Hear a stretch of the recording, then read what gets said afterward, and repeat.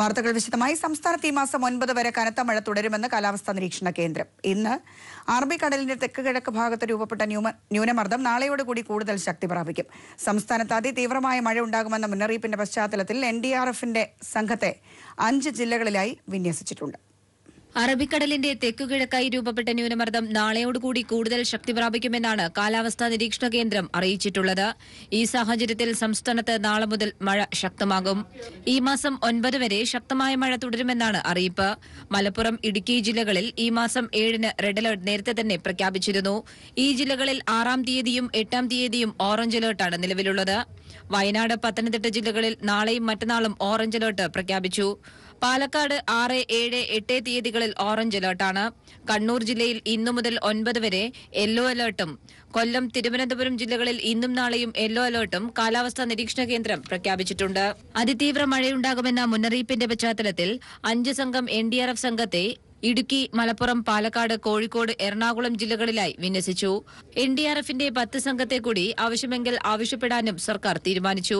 കേന്ദ്ര കാലാവസ്ഥാ നിരീക്ഷണ കേന്ദ്രത്തിന്റെ അറിയിപ്പിന്റെ പശ്ചാത്തലത്തിൽ സംസ്ഥാന ദുരന്ത നിവാരണ അതോറിറ്റിയും KSEBയും പ്രത്യേകം യോഗം ചേർന്ന് സ്ഥിതിഗതികൾ വിലയിരുത്തി. ഇടുക്കി ഒഴികെയുള്ള ഡാമുകളിൽ നിന്നും ചെറിയ തോതിൽ ജലം പുറത്തേക്ക് ഒഴുക്കിവിടാനും ആരംഭിച്ചു. കടൽ കൂടുതൽ പ്രക്ഷുബ്ധമാകുമെന്നതിനാൽ ഇന്നു മുതൽ മത്സ്യത്തൊഴിലാളികളോട് കടലിൽ പോകരുതെന്ന് മുന്നറിയിപ്പ് നൽകിയിട്ടുണ്ട്. കടലിൽ പോയവരെ സുരക്ഷിതമായി തിരിച്ചെത്തിക്കാനുള്ള നടപടികളും സർക്കാർ സ്വീകരിച്ചു. News bureau, Thiruvananthapuram. ഇടുക്കി അണക്കെട്ട് നാളെ തുറക്കും. രാവിലെ 6 മണിക്കാണ് തുറക്കുക.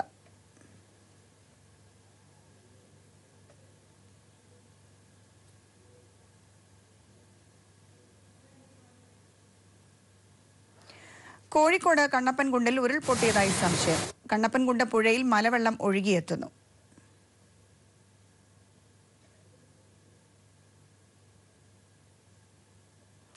പത്തനംതിട്ടയിൽ 6, 7 തീയതികളിൽ അതീവ ജാഗ്രതാ നിർദ്ദേശം. ജില്ലയിൽ ഓറഞ്ച് അലർട്ട് പ്രഖ്യാപിച്ചു. ദേശീയ ദുരന്ത നിവാരണ സേന ജില്ലയിലെത്തി.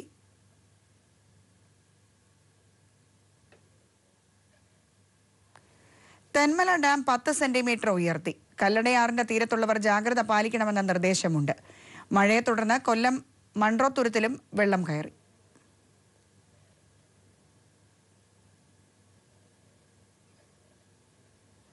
People exclusive. നെട്ടുകാൽ തേനി തുറന്ന ജയിലിന്റെ ഭൂമി സ്വകാര്യ ട്രസ്റ്റിന് പതിച്ചുകൊടുത്ത സംഭവത്തിൽ രമേശ് ചെന്നിത്തലയ്ക്കെതിരെ വിജിലൻസ് അന്വേഷണം ഉണ്ടായേക്കും. ജയിൽ വകുപ്പിന്റെ 5 ഏക്കർ സ്ഥലം രമേശ് ചെന്നിത്തല ആഭ്യന്തരമന്ത്രിയായിരിക്കെ ചിന്താലയ ട്രസ്റ്റിന് കൈമാറിയ സംഭവത്തിലാണ് സർക്കാർ നടപടി. രമേശ് ചെന്നിത്തലയ്ക്കെതിരെ പരാതി ഉയർന്ന പശ്ചാത്തലത്തിലാണ് സർക്കാരിന്റെ നടപടിയെന്ന സൂചന. 4 വകുപ്പുകളുടെ എതിർപ്പ് മറികടന്ന് UDF സർക്കാരിന്റെ അവസാന കാലത്താണ് പോത്തൻകോട് ആസ്ഥാനമായ ചിന്താലയ ട്രസ്റ്റിന് സർക്കാർ ഭൂമി പതിച്ചു നൽകിയത്. വാർത്തകൾ തുടരും. ഇടവേളയ്ക്ക് ശേഷം വാർത്തകൾ തുടരുന്നു. സമാധാനത്തിനുള്ള നൊബേൽ സമ്മാനം പ്രഖ്യാപിച്ചു. ലൈംഗികാതിക്രമങ്ങൾ യുദ്ധമുറയാക്കുന്നതിനെതിരെ പോരാട്ടം നയിച്ച കോങ്കോയിലെ ഡോക്ടർ ഡെന്നിസ് മുക്വേഗയും IS തീവ്രവാദികൾ ലൈംഗിക അടിമയാക്കിയ നാദിയ മുറാദുമാണ് പുരസ്കാരത്തിന് അർഹരായത്. ലൈംഗിക അതിക്രമങ്ങൾ യുദ്ധമുറയാക്കുന്നതിനെതിരെ നടത്തിയ പോരാട്ടമാണ് ഡെന്നിസ് മുക്വേഗയെയും നാദിയ മുറാദിനെയും പുരസ്കാരത്തിന് അർഹരാക്കിയത്. 2014 21-ാം വയസ്സിൽ IS ഭീകരരുടെ പിടിയിലകപ്പെട്ട ഇറാഖിലെ യസീദി വംശീയായ നാദിയ മുറാദ് പിന്നീടുള്ള 3 മാസക്കാലം ക്രൂരമായ ലൈംഗിക പീഡനത്തിനാണ് ഇരയായത്.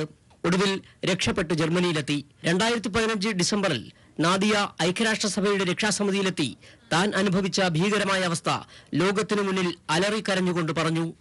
ആഫ്രിക്കൻ രാജ്യമായ കോങ്കോയിലെ ഗൈനക്കോളജിസ്റ്റ് ഡോക്ടറായ ഡെന്നിസ് മുക്വേഗ ലൈംഗിക പീഡനത്തിനിരയായ 30,000-ത്തിലധികം സ്ത്രീകളെയാണ് ചികിത്സിച്ചത്. കൂട്ടബലാത്സംഗങ്ങൾ യുദ്ധമുറയാക്കുന്നതിനെതിരെ ഡെന്നിസ് മുക്വേഗ ഐക്യരാഷ്ട്രസഭയിൽ നടത്തിയ പ്രസംഗം ലോകശ്രദ്ധ പിടിച്ചുപറ്റി. ദിവസത്തിൽ 18 മണിക്കൂറും പ്രവർത്തനനിരതരായിരിക്കുന്ന മുക്വേഗ ഒരു ദിവസം 10-ലധികം ശസ്ത്രക്രിയകളാണ് നടത്തുന്നത്. സ്വന്തം ജീവന് തന്നെ ഭീഷണിയായതിനെ തുടർന്ന് മുക്വേഗ ഒടുവിൽ കോങ്കോയിൽ നിന്ന് പലായനം ചെയ്തു.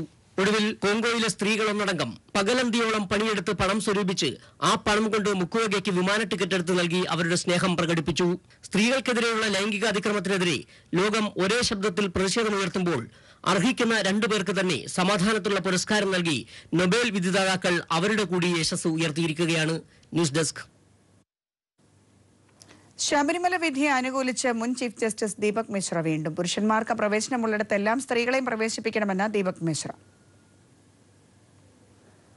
പ്രായഭേദമന്യേ എല്ലാ സ്ത്രീകൾക്കും ശബരിമലയിൽ പ്രവേശനം അനുവദിച്ച സുപ്രീം കോടതി വിധിയുമായി ബന്ധപ്പെട്ട് വർഗീയ ധ്രുവീകരണം നടത്തി സങ്കുചിത രാഷ്ട്രീയ ലക്ഷ്യത്തിനായി കോൺഗ്രസ് BJP കൂട്ടുകെട്ട് നടത്തുന്ന നീക്കം ഭരണഘടനയോടും നിയമവ്യവസ്ഥയോടുമുള്ള വെല്ലുവിളിയാണെന്ന് CPM.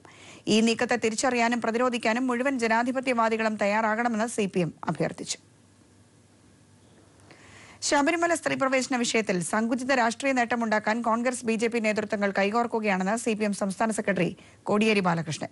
ശബരിമലയിൽ പ്രാർത്ഥിക്കാൻ ഭക്തരായ സ്ത്രീകൾക്ക് പ്രായഭേദമന്യേ ലഭിച്ചിരിക്കുന്ന അവസരം ഇഷ്ടമുള്ളവർക്ക് ഉപയോഗിക്കാം. താല്പര്യമില്ലാത്തവർക്ക് പോകാതിരിക്കാനുള്ള അവകാശവുമുണ്ട്. ശബരിമലയിൽ സ്ത്രീകളെ കൊണ്ടുപോകാനും വരാനും CPM ഇല്ലെന്നും അദ്ദേഹം വ്യക്തമാക്കി. പാർട്ടി മുഖപത്രത്തിലാണ് CPM നിലപാട് സംസ്ഥാന സെക്രട്ടറി വ്യക്തമാക്കിയിരിക്കുന്നത്. ശബരിമല സ്ത്രീ പ്രവേശന വിഷയത്തിൽ സുപ്രീം കോടതി വിധി പൊടുന്നനെ ഉണ്ടായതല്ല. 12 വർഷത്തെ നിയമപോരാട്ടത്തിനൊടുവിലാണ് വിധി പ്രസ്താവം ഉണ്ടായതെന്ന് കോടിയേരി ചൂണ്ടിക്കാട്ടി. ഇക്കാലയളവിൽ LDF സ്ത്രീ പ്രവേശനത്തെ അനുകൂലിച്ചപ്പോൾ UDF സർക്കാർ എതിർത്തു. കേന്ദ്ര സർക്കാരും അനുകൂല നിലപാട് സ്വീകരിച്ചു. ഒപ്പം വിവിധ സംഘടനകളുടെയും സ്ഥാപനങ്ങളുടെയും വ്യക്തികളുടെയും അമിക്കസ് ക്യൂറിയുടെയും അഭിപ്രായങ്ങൾ പരിശോധിച്ചുമാണ് ഭരണഘടനാനുസൃതമായ വിധി സുപ്രീം കോടതിയിൽ നിന്ന് ഉണ്ടായത്. സ്ത്രീ സ്വാതന്ത്ര്യം സംരക്ഷിക്കുന്നതിൽ എക്കാലത്തും CPIM ശക്തമായ നിലപാടാണ് സ്വീകരിച്ചിട്ടുള്ളത്. ശബരിമല സ്ത്രീ പ്രവേശന വിഷയത്തിൽ CPIMനെ ഒറ്റതിരിഞ്ഞ് ആക്രമിക്കുന്നതിന് കേരളത്തിലെ BJP അധ്യക്ഷനും KPCC ഭാരവാഹികൾക്കും ഒരേ സ്വരമാണ്. സുപ്രീം കോടതി വിധിയെ കോൺഗ്രസ് നേതാവ് സോണിയാഗാന്ധി തള്ളിപ്പറഞ്ഞിട്ടില്ല. AICC നേതൃത്വം വിധി സ്വാഗതം ചെയ്തു. എന്നാൽ പ്രതിപക്ഷ നേതാവ് ഇരട്ടത്താപ്പാണ് കാണിക്കുന്നത്. കോടതി വിധി വന്നപ്പോൾ എതിർക്കാതിരുന്ന ചെന്നിത്തല ഇപ്പോൾ എതിർക്കുകയാണ്. RSS ദേശീയ നേതൃത്വവും കേസ് നടന്നപ്പോൾ സ്ത്രീ പ്രവേശന വിലക്കിന് അനുകൂലമായി ഇടപെട്ടില്ല. വിധിയെ സ്വാഗതം ചെയ്യുകയും ചെയ്തു. അനാചാരങ്ങൾ അവസാനിപ്പിക്കാൻ ശക്തമായ സമരങ്ങൾ നടന്ന നാടാണ് കേരളം. പൊളിച്ചുകളയേണ്ട അനാചാരങ്ങളിൽ അവശേഷിക്കുന്ന ഒന്നാണ് ശബരിമലയിലേത്. സ്ത്രീകളെ രണ്ടാം തരക്കാരാക്കുന്നതിന് അറുതി വരുത്തുന്ന വിധിയാണ് കോടതിയുടേത്. കോടതി വിധി നടപ്പാക്കാൻ പ്രതിജ്ഞാബദ്ധമാണ് കേരള സർക്കാർ. വിധിക്ക് മുന്നിൽ പതറാതെ അത് നടപ്പാക്കാനുള്ള ഇച്ഛാശക്തിയാണ് പിണറായി വിജയൻ സർക്കാർ സ്വീകരിക്കുന്നതെന്നും കോടിയേരി ബാലകൃഷ്ണൻ വ്യക്തമാക്കി. ഫലത്തിൽ കലക്കവെള്ളത്തിൽ മീൻ പിടിക്കുകയാണ് കോൺഗ്രസും BJPയുമെന്നും സംസ്ഥാന സെക്രട്ടറി ചൂണ്ടിക്കാട്ടി. News bureau, Thiruvananthapuram. ശബരിമലയിൽ സ്ത്രീകൾക്ക് പ്രവേശനം അനുവദിച്ച സുപ്രീം കോടതി വിധി അംഗീകരിക്കുന്നുവെന്ന് MK സാനുമാഷ്. വിധി ആചാരവിരുദ്ധമാണെന്ന് തോന്നിയിട്ടില്ലെന്നും സാനുമാഷ് വ്യക്തമാക്കി.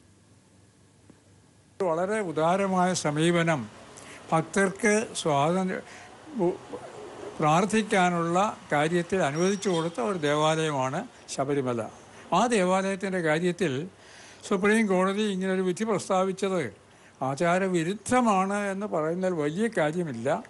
ആചാരത്തിനെതിരാണെങ്കിൽ പോലും നമ്മൾ അത് സ്വീകരിക്കുകയാണ് വേണ്ടത് എന്ന് ഞാൻ കരുതുന്നു.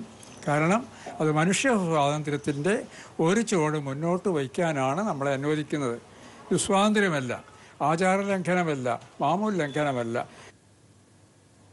കണ്ണൂർ അന്താരാഷ്ട്ര വിമാനത്താവളം യാഥാർത്ഥ്യമാകുന്നു. ഡിസംബർ 9 വിമാനത്താവളം ഉദ്ഘാടനം ചെയ്യും. കഴിഞ്ഞ ദിവസം വിമാനത്താവളത്തിനുള്ള എയറോഡ്രോം ലൈസൻസ് DGCA അനുവദിച്ചിരുന്നു. 2300 ഏക്കറിൽ മികച്ച ആധുനിക സൗകര്യങ്ങളോടെയാണ് വിമാനത്താവളം ഒരുക്കിയിട്ടുള്ളത്. LDF സർക്കാരിന്റെ നിശ്ചയദാർഢ്യവും ശ്രമഫലവുമായാണ് കണ്ണൂർ അന്താരാഷ്ട്ര വിമാനത്താവളം യാഥാർത്ഥ്യമാകുന്നത്. ഡിസംബർ 9 വിമാനത്താവളം നാടിന് സമർപ്പിക്കും. വിമാനത്താവളത്തിനുള്ള എയറോഡ്രോം ലൈസൻസ് കഴിഞ്ഞ ദിവസം DGCA അനുവദിച്ചിരുന്നു. അതേ തുടർന്നാണ് ഉദ്ഘാടന തീയതി തീരുമാനമായത്. 3050 മീറ്റർ റൺവേയാണ് നിലവിലുള്ളത്. അത് 4000 മീറ്ററായി നീട്ടാനുള്ള നടപടികളും ആരംഭിച്ചു. 2300 ഏക്കറിലാണ് മികച്ച ആധുനിക സൗകര്യങ്ങളോടെ വിമാനത്താവളം ഒരുക്കിയിട്ടുള്ളത്. യാത്രക്കാർക്കുള്ള ടെർമിനൽ ബിൽഡിംഗിന്റെ വിസ്തീർണം 97,000 ചതുരശ്ര മീറ്ററാണ്. 1.5 ലക്ഷം ചതുരശ്ര അടിയുള്ള അന്താരാഷ്ട്ര കാർഗോ കോംപ്ലക്സ് നിർമ്മാണവും നടന്നുകൊണ്ടിരിക്കുന്നു. 24 ചെക്ക് ഇൻ കൌണ്ടറുകളും സെൽഫ് ബാഗേജ് ഡ്രോപ്പ് കൌണ്ടറുകളും സെൽഫ് ചെക്കിംഗ് മെഷീനുകളും ഇതിനോടകം തന്നെ സജ്ജമായി കഴിഞ്ഞു.